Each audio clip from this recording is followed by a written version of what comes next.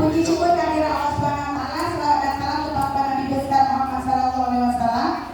Yang saya hormati pemateri kanda saya dan juga Bang Usman Kabupaten Memang. Berarti lomba Pak, nyok Pak.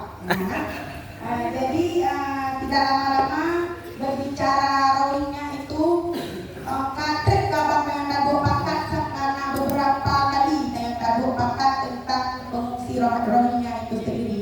Sahabat dari pemateri abangnya tadi, saya ingin menanyakan singkat aja Bang, betul di rohingya tanyo yang di Indonesia khususnya di Aceh punya tindakan perdagangan manusia TPPO itu sendiri nah begitu. Karena pandangan masyarakat Rohingya-nya negatif tak Bang? Negatif. Dan berbicara kemanusiaan, manusia berempur tapi kalian. Dan yang kedua, nahan solusi untuk pemulangan mereka Rohingya ini sendiri.